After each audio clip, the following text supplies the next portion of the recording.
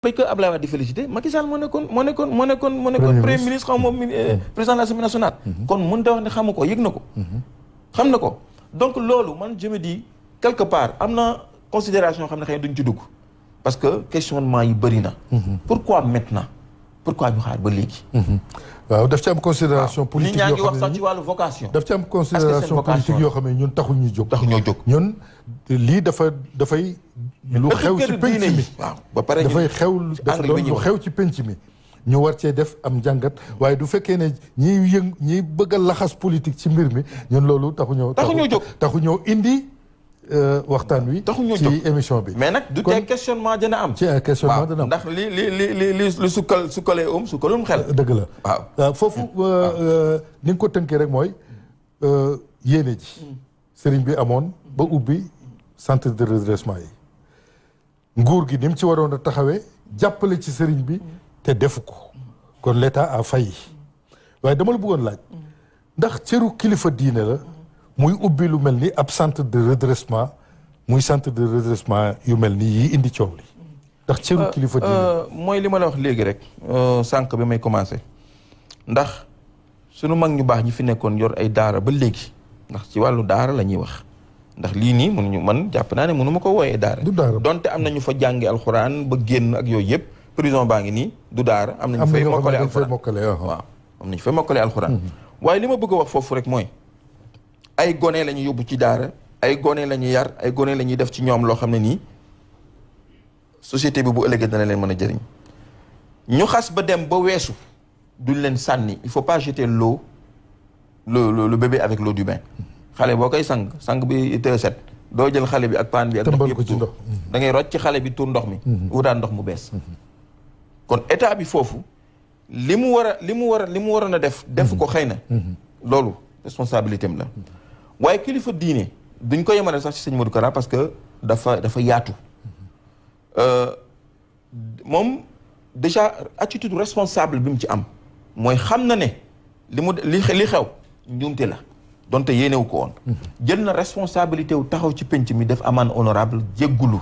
kilifa diine yi def na sax liste boo xamee ne ay 28 nit doomu aadama yoo xamee ni ñaar fukki doomu aadama ak juróom-ñett yoo xamee ne ay kilifa lañu ci réew mi ñoo xamee ni mbir mi am na fu mu leen touché ba ñu woo ko ba ànd ak moom ci naqar wi ak nattu bi parce que nattu laa ko mën a tuddee pour wax la ne rek du vocation wu kilifa diine muy dugg ci loo xam ne ni xëy na à l'origine suñ delloo ci orthodoxie wu njàngale ak daara ak tarbiya du mbiram ndax jamono day dox Serigne Saliou Mbacké mu tedd mii Xelcom bii ba mu ko defee ba mu fa defee dispensaire jëlul médecin def fa parce que xam na ne médecin du ressort moom ressortu nguur la dafa sàkku nguur Sëñ Abdou Lahad ba mu bëggee dindi drogue beeg yenn caaxaan yeeg yu bëri yi amoon Touba ak fraude beeg yooyu ak yu demee noonu état la sollicité dafa joxe ndigal Baye Fall yi mën nañ ko def waaye suñ ko defee bu boobaa état day daal di taxaw daal di ne violence yow waroo ko def man maa war a exercer le monopole de la violence ni la wax li lay woon foofu ne suñu kilifa yi dañoo dégg jamono xoolal jamono yooyu Sëñ Abdou Lahad li mu def ba nit ñi di wax naan xaj yi nga indi ci biir Touba ay ñu indi leen ay chien gendarme ay chien policier ñuy xeeñtu drogue yi ak yu demee di raxasaat Touba dafa ne leen xaj rek a mën a xàmmee moroomu xajam xaj yi ñu indi woon ñoom rek ñoo mën a xàmmee et il a réussi à faire ça parce que bu boobaa boobu collaboration étroite bi war a exister ak le spirituel ak le temporel muy kilifa diine yi ak kilifa aada yi daf ko daal di doxal te mooy discours bi Cheikh Mahi Niass defoon fan ñële ci ginnaaw kilifa diine yi nekkaluñu fii nekkuñu ci dëkk bi pour contre pouvoir bi wala pour dal seen kaw dafa war a am benn complémentarité bu war a dox seen diggante ndax tey jii nii ni Serigne Modou Kara mu ne taxaw daal di ne képp ku ma yaakaar damal nga bayal ma armeel yi nekk ci Sénégal yëpp dindi garab yi dindi ñax yi ndax ña fa tëdd way dawlu ya fa tëdd état su ko santaane woon xëy na mën naa bañ a am retentissement kon am na apport bu positif bu mu amal société bi kon dañuy bàyyi bët ci loolu te bañ a jël le bain et le bébé ak l'eau du bain di ko sànni loolu vraiment nit ñi war nañ taxaw ci côté boobu donte du seen vocation ñu koy def au moins am nañu benn autorité te ñenn ci société bi xëcc leen ñu ñëw ndax nit su identifié wu ci yow am cofeel ci yow kooku nga gën a mën a soppi nga soppi ko sëñ bi xëy na jamono yi muy yóbbu yenn taalibe yi lansaar di leen dugal ci ndox mi di leen sang naan ñu sangu di leen maajloo ak yu demee noonu ne leen damaa bëgg képp ku bëgg ànd ak man lii ngay def nga bàyyi ko ba ñëpp di jóg di def ay témoignages. loolu yàgg na. loolu yàgg na ndax diwaanu Silk Jawaahiri bii bi mu koy créé du tey. te ñu bëri soppeeku nañ ci. moo waral ñu félicité ko. kon y a du bon mais nag na ànd ak cadrage juridique bi war a ànd ak moom sur le plan administratif li war a ànd ak moom. et foofu laay saluer sa grandeur bi mu reconnaître loolu daal di ne man ci sama bopp sama sécurité kenn doyuma ci lu dul Serigne Touba mi ma yaakaar bu baax moom waaw damay daal di dindi sama garde corps dootuma ko amati tenue yi ak yooyu yëpp dama koy teg ci suuf te digal naa bépp taalibe mu dal loolu grandeur la donc loolu déjà c'est une attitude assez responsable et assez révélatrice de son côté vraiment d'homme de paix kon daal loolu am solo la ni nga jàngatee point boobu mooy du cëru kilifa diine muy def lu mel nii te déggoowu ci ak état bi nga xam moo ko war a jàppale pour le sëriñ ba namm ci ñañu fay yóbbu doon loo xam ne nii tegu na ci l'islam tegu na ci yoonu siratal mustaqim te daara yi aussi mu exhorté leen ba daara yi képp ku jël doomam bàyyi ba mu mel nu ko neex mu indil la ko amal fulla yi delloo ko doomam très bien léegi nag olof dafa ne bu ndox tuuroo an banda des moo ci des am ñu ne déedéet rootiwaat léegi coow li nee na këtt ne jonn ci tënk ci lu gàtt rek yow boo doon def njàngat li ci wàllu solution lan mooy solution bi solution bi mooy li ma la waxoon léegi rek une étroite collaboration muy joxante loxo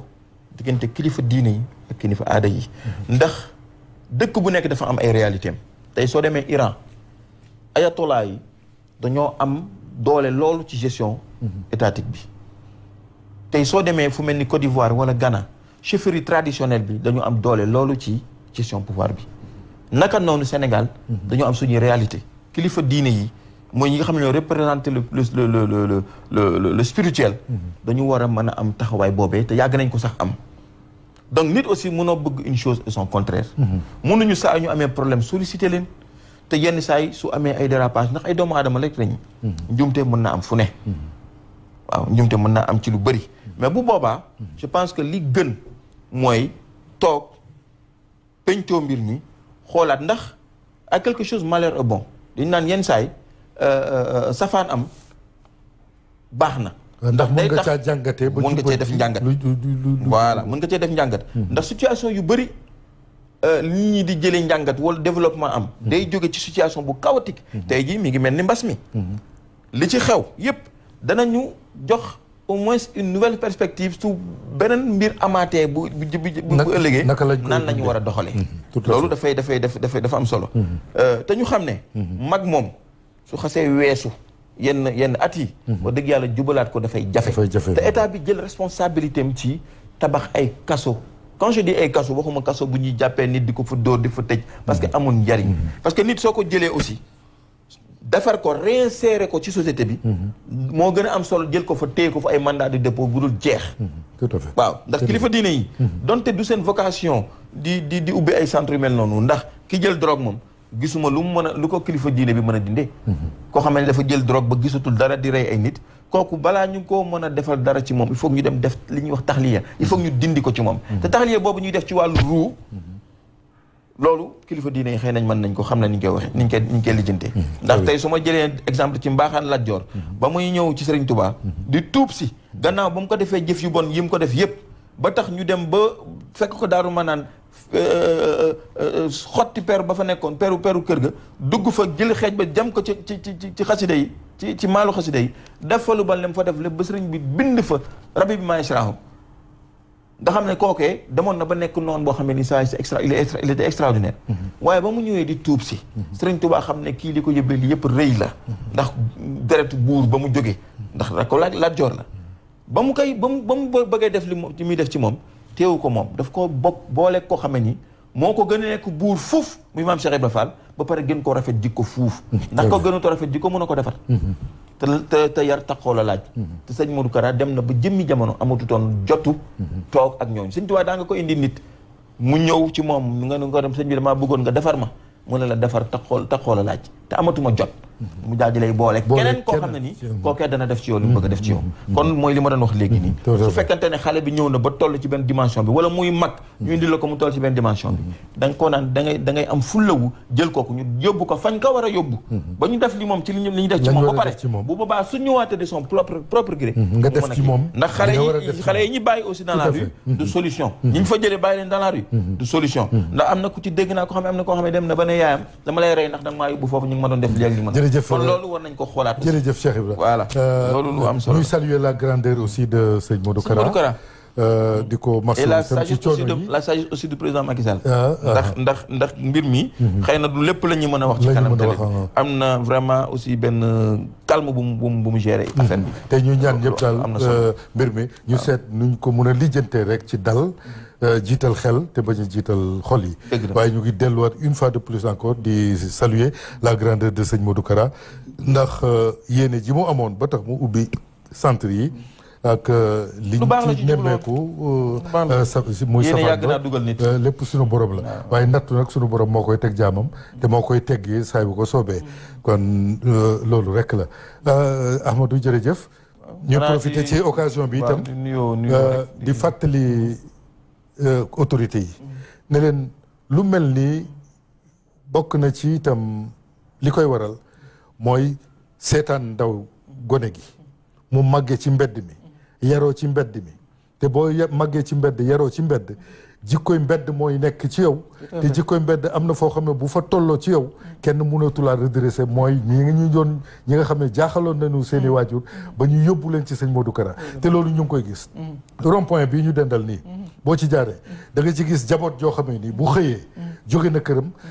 ay doomam yoo am 6 ans 5 ans 4 ans yoo xam ne heure bii seen place du mbedd ñu teg leen ci mbedd mi ba guddi ñu ànd ak ñoom ñibbi seen i kër ca ëllëg sa ñu dellu soir xale yooyu ëllëg ci mbedd mi la ñu yaroo jikkoy mbedd la ñu yore bu ñu doonee mag am na foo xam ne bu ñu fa tolloo wala la leen mbedd ma def ci ñoom bu sànkaree ci ñoom kenn dootu ko mën a dindi mooy waral mag moo xam ne ni dem na ba jaaxal ay mbokkam ba indi lu mel ni am ci centre de redressement yi kon ñu ngi interpellé gouvernement bi nañ jàppale xale yi parce que barki démb rek foog naa ne woon journée droit de l'homme buñ ne droit de l'homme nag buñ ne homme ñëpp a ngi si biir muy gone geeg mag meeg ñëpp te wax dëgg yàlla war nañoo dimbale jaboot yi war nañoo dimbale surtout gone yi nga xam ne ñooy ay mag ëllëg ci nii ñu leen di exposé ci mbedd mi ndax dañ doon wax retrait des enfants dans la rue mais gisuñ ci dara tey la xale yi gën a nekk ci mbedd mi ñu ngi interpeller état bi di leen ñaan daal xam naa ne fànn boobu itam amoon na décision yu ñu ci jëloon décision yooyu ñu fexe ba concrétiser ko muy loo xam ne day dimbale gone yi nga xam ne ñoo nekk ci mbedd mi pour ëllëg penc mi mën a jag di dal ñi doon yóbbu ci centre de redressement yi du leen dal loolu it dañ ciy interpeller état bi rek quoi di nuyu bu baax nag sama xarit le sous-préfet du plateau Djibi Diallo wax dëgg yàlla di ko sant bu baax di ko ñaanal ndax yow xam nga sama diggante ak moom daamaar bi mu ñëwee ma ne ko lu ko muté lépp moo ko def moo gàddu lépp mutation beeg lépp moo ko gàddu tubaarkàlla foofu la ma féetee foofu la ma féetee moo tax lii ko njiitu réew mi dénk doyloo ko ba dénk ko yal na ko ci yàlla defal jàmm yal na ko yàlla defal jàmm defal ko njabootam defal ko képp kuy xameem ak am di jàmmam. Mouhamed Ablaye foofu nga may ma nuyu téléspectateurs yi. waaye di nuyu waa xadaratul xadimiya. yi nga xam ne nii fa laay nekk saa su ne. ci sëñ Xaadim Samb. te jàmm gën talimam jaara. waaye di nuyu sama waajur bu jigéen di ko ñaanal ak sunu xalifa di Alla Taal. sama xarit waaw waaye di nuyu njabootu Alaaji Xaadim Mbàkke. moom sëñ Soxna Fatima Mor Jaara nga xam ne ni doomam. sëñ Mouhamed Mbacke mi ngi koy defal 10e édition ci le 24 décembre bi di ñëw ci Mbacke Xewar di ko ñaanal voilà donc di ci sargal ay mag ñu bëri ñu duppee ko nag ñu darajalee ko maam Cheikh Anta borom gaaw waaw di ci nuyu sëñ Saliou Mbacke doomam di nuyu sëñ Sohaybou ak njaboot jéer rek sëñ Modou Mbacke ak ñëpp di leen sant di leen gërëm jërëjëf Cheikh Bamba MD xanaa nga toppatool ñu benn loo ñu dugal